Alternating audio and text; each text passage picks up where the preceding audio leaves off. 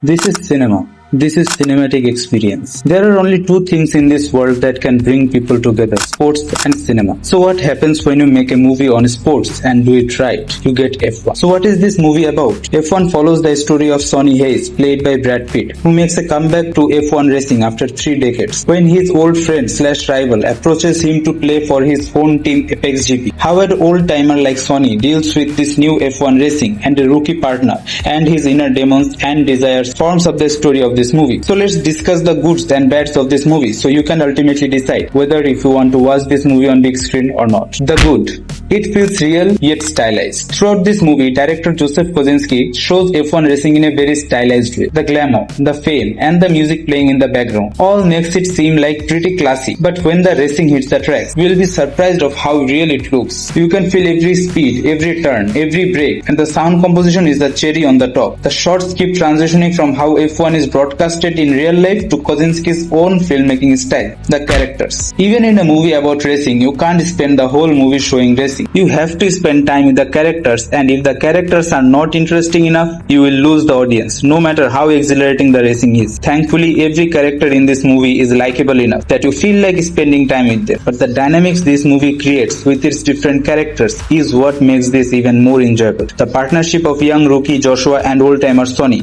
the brotherhood and friendship of Sonny and Ruben, the gradually growing bond between the crew, even the dynamics between Sonny and the journalists. Everything comes together to create a very lived-in world that you just keep getting lost in and ultimately root and cheer for them. Direction of Joseph Kosinski. The directing style of Joseph Kosinski was very clearly visible from the first shot. Even the opening credits were pretty interesting to see. Minimal yet classy fonts used with the shots of race tracks, cars was setting the mood of the film perfectly. But what was interesting to me was how the exhilarating racing and the more calm intimate scenes were handled. Like this movie is pretty adrenaline rush packed. Even a practice lap was more heart pumping than most blockbusters. So how do you engage your audience in the climax? They have already seen the hyped up stuff. Do you go bigger? But that might just become tiring and repetitive for the audience. So you make it personal and intimate. Now granted, many movies tries to do that, but very rarely it works. But it works damn well in this case. The climax of this movie does not rely on suspense or thrill, even though there were plenty of those. The climax is mostly about the emotions, the joy, the longing, the satisfaction. You feel every single emotions of the characters. You might even get teary-eyed at this point. So it's pretty safe to say the director Joseph Kosinski has done one hell of a job. But he couldn't have executed it so well without one person, Hans Zimmer and music. Hans Zimmer does justice to his name one more time. This movie is incomplete without its music. The joy of driving a F1 racing car, the thrill of the actual racing,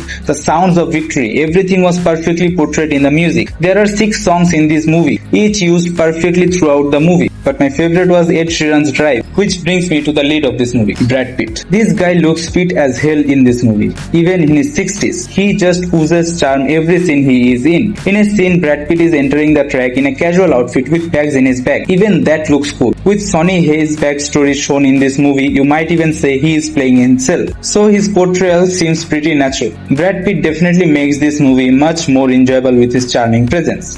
The bad. To be honest, in this movie I found it pretty hard to find something to criticize. It was a pretty enjoyable movie to me. But if I nitpick, I do have something to say. This movie is pretty predictable. There is not a single scene in this movie that you won't be able to predict. Another thing, this movie could have trimmed 20 more minutes and the runtime of this movie would have been very crisp. But that's all. And it's very minor issues. So what's the final verdict? F1 is the kind of movie that reminds us why we love to go to the theaters. Sharing the same emotions with the people you don't even know and cheering with them at different moments is something you can't experience in your home.